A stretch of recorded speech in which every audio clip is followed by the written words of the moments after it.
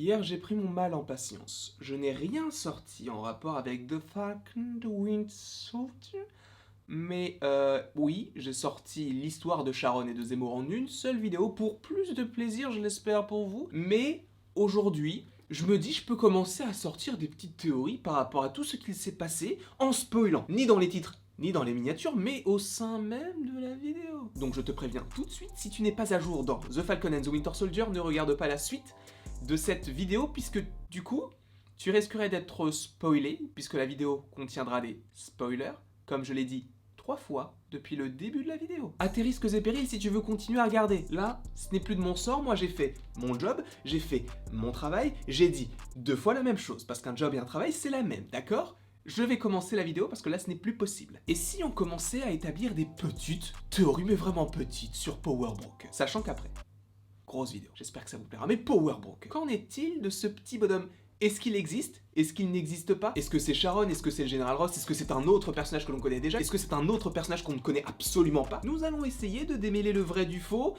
Bah non en fait, puisque je vais vous donner des théories. Donc en soi, on va encore plus se prendre la tête pour essayer de deviner ce qu'il pourrait se passer dans la suite de la série. Et je pense qu'on pourrait avoir la réponse de savoir qui est Power Broker dans le prochain épisode. Avant de commencer l'explication de savoir est-ce que ça pourrait être Sharon, est-ce que cela pourrait être le Général Ross, je vais vous expliquer pourquoi je pense que ça va être annoncé dès le 5e épisode. Et pour cela, on va se calquer sur WandaVision. Encore, le comparatif est assez compliqué. Je ne vais pas parler du fond, mais de la forme. Vous avez sûrement vu WandaVision. Mon alerte spoiler contient également des spoilers par rapport à WandaVision. Donc si tu n'es pas à jour dans cette série, ne regarde pas encore une fois la suite de cette vidéo. J'en conclus que les personnes qui visionnent cette vidéo actuellement veulent être spoilées de la suite. Dans la série WandaVision, on a appris que le grand méchant de l'histoire, c'était Agnès, Agatha Harkness. Mais c'est vrai qu'elle est là depuis le début. Et on a vraisemblablement compris que c'était Agnès, donc Agatha Harkness, l'antagoniste entre guillemets de la série, lors de l'épisode 7. Donc l'antépénultième. Attends, l'antépénultième c'est l'avant-dernier ou l'avant-avant-dernier ? Bref.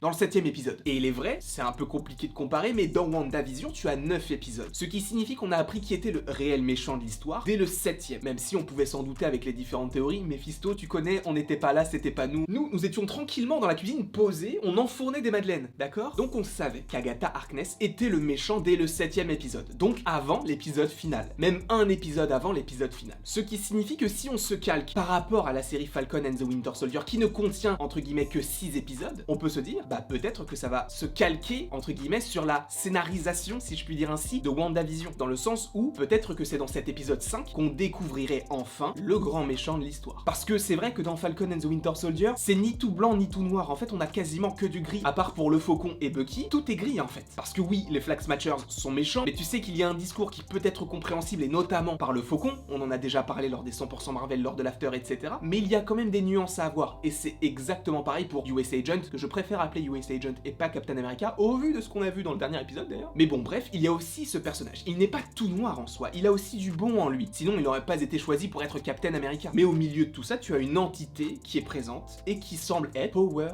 Broker. Et là, ce n'est pas comme avec Agnès dans WandaVision, même si on savait que c'était Agatha Harkness. Là, c'est directement montré et dit. Tu sais qu'il y a quelqu'un. C'est le but de cette vidéo, de savoir s'il y a vraiment quelqu'un, de savoir si c'est une entité. En fait, en y réfléchissant et en ayant revu les 4 épisodes, oui, je me suis tout retapé, mais en les ayant revus, je me suis dit que ce serait extrêmement étrange si ce n'était qu'une entité, si ce n'était vraiment qu'une sorte de légende populaire où on se dit attention, il y a Power Broker. Un petit peu comme 1984 de George Orwell. Pourquoi ? Parce que justement, dans ce livre-là, tu as Big Brother. Il y a notamment une phrase et une image forte si c'est illustré dans cet ouvrage, c'est Big Brother vous regarde. Donc en VO, Big Brother is watching you. Sauf qu'il est vrai que dans l'épisode 3, lorsqu'ils sont à Madripoor, lorsqu'ils vont rentrer dans le Princess Bar, juste avant, tu as un plan sur un mur où il y a des yeux et juste au-dessus ou juste en dessous, il y a marqué Power Broker is watching you. Et ça fait référence à la même chose. Parce que dans le livre, c'est un régime totalitaire, c'est limite une dictature. Et là, à Madripoor, tu sais qu'il est le roi. C'est pas vraiment dit comme ça, mais tu sais qu'il commande vraiment tout. Donc par rapport à ça, par rapport à ces différentes symboliques, tu peux te dire que Power Broker n'est juste que le reflet d'une société et qu'on veut te faire peur avec une image qui au final n'est représentée que par des mots et non pas par une personne. C'est tout à fait possible que ça soit ça, mais à mon avis, cela va converger vers l'idée qu'il y a un réel méchant. Encore une fois, je peux me tromper à 100%, mais je préfère vous dire que je ne suis, encore une fois, pas parole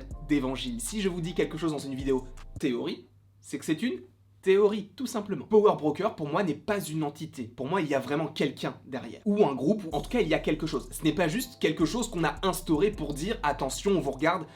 Donc faites attention. À mon avis, il y a plus que ça. Et le fait est que j'appuie aussi mon propos sur le fait que c'est bien une personne, ou en tout cas il y a vraiment quelque chose derrière, par rapport à la fin de l'épisode 2 de The Falcon and the Winter Soldier. Au moment où justement les Flag Smashers s'envolent avec l'avion, du coup, tu as des membres de l'équipe de Power Broker qui arrivent et qui au final découvrent qu'ils sont arrivés trop tard. Un des hommes appelle quelqu'un et il dit « Ils se sont enfuis ». Sauf qu'il parle bien à quelqu'un derrière. Il n'y a pas juste l'entité. À mon avis, il y a vraiment quelqu'un au bout du fil. Enfin, ça me paraît logique. Donc je reste dans l'idée que ce n'est pas une entité mais bien une personne. En plus de ça, il envoie des messages à Carly. Enfin, tu sens qu'il y a quelqu'un. Mais justement, qui pourrait être ce quelqu'un? Est-ce que ce serait Sharon Carter? Est-ce que ce serait le général Ross? Est-ce que ce serait un personnage qu'on ne connaît pas? Est-ce que ce serait un personnage qu'on connaît déjà? Beaucoup de choses peuvent être exploitées. On va commencer tout de suite avec le général Ross. Le général Ross, je n'exclus absolument pas le fait qu'il soit dans la série parce que je veux qu'il y soit et je pense qu'il pourrait être un avantage par rapport à une future équipe qui s'appellerait les Thunderbolts. Quoi? Je n'ai rien dit, tu connais, d'accord? Le général Ross, je pense qu'il peut être dans la série. Encore une fois, je ne me base que sur mes théories. Je ne me base pas sur des rumeurs ou quoi que ce soit. Je me dis que ça peut être possible. Mais pas dans ce rôle de Power Broker. Il n'y a aucun rapport par rapport au fait que Ross pourrait être le Power Broker. Le général Ross, il travaille pour le gouvernement américain. C'est un général. Il est contre, entre guillemets, les super-héros. Tu as vraiment l'impression, parce que déjà dans l'incroyable Hulk, il est pas fan de Hulk. Oui, il donne le sérum à Emil Blonsky pour qu'il devienne l'abomination, pour qu'il affronte Hulk, mais le fait est qu'il s'est rendu compte que l'abomination était une abomination. À mon avis, il s'est dit, bon, le sérum super soldat, c'est pas bon. En plus, il revient dans Civil War pour que les Avengers, entre guillemets, appartiennent à l'État. Donc tu mélanges à ça ce général avec quelqu'un qui travaille à Madripoor, qui est entre guillemets le roi là-bas, qui a demandé à recréer le sérum super soldat pour supposément le vendre au plus offrant, qu'il a des gardes armés. Ça n'a aucun rapport avec le général Ross. Encore une fois, si c'est le cas, on sera bien surpris, mais je vois pas du tout le rapport qu'il y a entre le général Ross et justement Power Broker qui veut créer le sérum super soldat, alors que le général Ross, lui, n'a pas l'air d'apprécier ni Captain America, ni Hulk qui a le sérum en lui, ni l'abomination qu'il a visiblement engendré. Pour moi, il n'y a aucun sens à ce que ce soit le général Ross, et encore moins à ce que ce soit Sharon. Encore une fois, je me trompe peut-être à 1000%, mais dans l'épisode 3, quand tu découvres Sharon dans la série, à aucun moment, elle ne te donne l'impression qu'elle peut être méchante. Comme on l'avait dit dans le 100% Marvel, c'est une marchande d'art. Elle vend des œuvres volées, ok, c'est pas légal, mais le fait est qu'elle ne fait de mal à personne. Oui, elle a tué quelques personnes, ok, mais le fait est que je vois pas pourquoi ce serait Power Broker. Sharon, elle a été délaissée par les Avengers. Ça m'étonnerait fortement qu'en à peine 6 mois, elle soit devenue le baron de Madripoor. Ça me semble illogique. Oui, elle a des gardes armés, ça pourrait correspondre avec Power Broker, mais quel est l'intérêt de Sharon par rapport au fait d'aider le Faucon et le Soldat de l'Hiver? Peut-être à retrouver Carly puisqu'elle veut possiblement, si c'est Power Broker, récupérer son sérum, mais le fait est que ça n'a aucun sens avec le personnage de Sharon. Oui, encore une fois, les personnages ont sûrement beaucoup évolué, mais là ça serait une évolution beaucoup trop étrange, parce que d'un côté t'as la Sharon qui est vraiment dévouée à la cause, notamment envers le Shield, envers la CIA, envers Captain America, et d'un autre côté t'as une Sharon qui emploierait des gens pour recréer le sérum super soldat pour se faire des sous. Je vois pas le rapport et je vois pas l'intérêt en fait. Encore une fois, pour apporter certaines nuances aussi, on peut se dire que ça peut être quand même Power Broker, dans le sens où, très attachée au fait de récupérer Carly, elle a quand même pas mal de personnes qui travaillent pour elle. T'as des petits dialogues où tu te dis, elle est pas mal directive celle-ci, donc est-ce qu'il y a pas un double jeu derrière ce personnage? Mais selon moi, Power Broker n'est ni le général Ross, ni Sharon Carter, ça me semble illogique. Après, encore une fois, on se trompe peut-être et c'est Sharon Power Broker, mais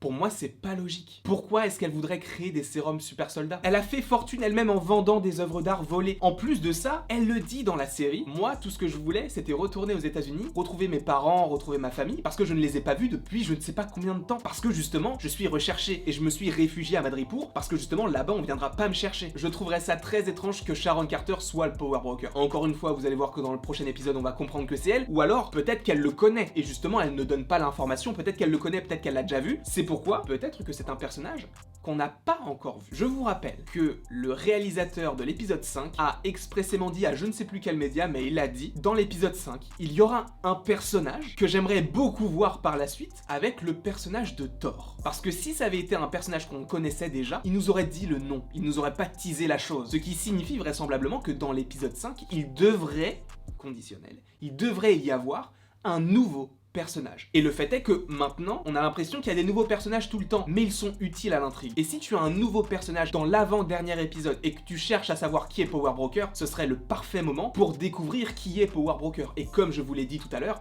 parallélisme avec WandaVision, on a découvert que le grand méchant de la série était Agatha Harkness, donc Agnès, lors de l'épisode 7, donc 2 épisodes avant la fin de la série, ce qui signifie que là, ça serait un épisode avant la fin, sachant que les épisodes durent plus longtemps, donc proportionnellement, ce serait à peu près logique si on se base sur un parallélisme scénaristique, si je peux dire ainsi. Donc pour moi, ce ne serait pas illogique que l'on apprenne l'identité de Power Broker dans cet épisode 5, et qu'il soit vraiment implanté après comme grand méchant, dans l'épisode 6. Ainsi, le fait est que le réalisateur ait énoncé le fait qu'il y ait un personnage dont il ne précise pas l'identité, donc on peut supposer que c'est un nouveau personnage qu'il aimerait bien voir avec le personnage de Thor. Est-ce que ce serait possiblement dans un combat? Est-ce que ce serait, je ne sais pas, par rapport à un dialogue, le fait que Thor soit quelqu'un d'assez léger et que la série Falcon and the Winter Soldier soit quelque chose d'assez pesant, d'assez sérieux, on peut le dire? Même s'il est vrai que de temps en temps, t'as des petits mouvement de danse. Ok, d'accord, je te l'accorde. Mais si on se base sur le fait que ce serait possiblement un conflit entre Thor et ce nouveau personnage, ce personnage, pourquoi est-ce que ce ne serait pas un Power Broker que l'on découvrirait dans cette série qui a le sérum du super soldat en lui, puisqu'à mon avis, il ne les a pas créés pour ne pas s'en injecter pour lui. Je n'en sais rien, évidemment, on n'a toujours pas vu l'épisode, mais je pense qu'on pourrait découvrir l'identité dans l'épisode 5. Sachez que nous allons rentrer beaucoup plus en précision par rapport à l'intrigue de l'épisode 5 dans une vidéo qui arrive lundi. Donc on ne parlera que très peu de Power Broker, même si on va l'évoquer puisque c'est quand même quelque chose à évoquer, mais on n'en parlera que très peu. Donc voilà toute cette longue vidéo possiblement par rapport à Power Broker. Je pense que c'est possiblement une seule personne, et je ne pense pas que ce soit Sharon ou le Général Ross. Après, ça peut être un personnage que l'on connaît déjà. S'il nous ressortent un personnage qu'on n'a pas vu depuis longtemps et qu'on le reconnaît, c'est hyper cool, mais si justement il faut avoir vu par exemple l'incroyable Hulk ou Ant-Man pour s'en rappeler, là ça va être compliqué et justement les gens vont peut-être être déçus en se disant bah c'est lui Power Broker. La meilleure solution selon moi serait d'avoir un nouveau personnage qui serait hyper puissant et vraiment très charismatique. Ou d'un autre côté, prendre un personnage que l'on a déjà vu et de le voir en fait sous cet angle-là, d'un angle un peu mafieux, un peu méchant, ça serait hyper intéressant, mais il faut quand même que ce soit un personnage assez intéressant déjà par le passé. Parce qu'il me semble que dans l'after, donc de vendredi, il y a quelqu'un qui nous parlait du leader qui apparaissait déjà dans l'incroyable Hulk. Soit c'est pas illogique, mais je me dis que les gens ne vont possiblement pas comprendre. Après, si c'est le cas, grosse surprise, Power Broker reste une énigme pour l'instant. C'est pour ça que je vous ai fait cette vidéo pour vous donner plusieurs possibilités. En tout cas, je ne sais pas quelle possibilité vous allez prendre pour vous, mais j'espère que cette vidéo, en tout cas dans sa globalité, vous aura plu. N'hésitez surtout pas à aimer, à partager, à commenter et à vous abonner. Cela me ferait extrêmement plaisir. Bref, après toute cette longue vidéo, il ne me reste plus qu'à vous dire à la prochaine pour la prochaine.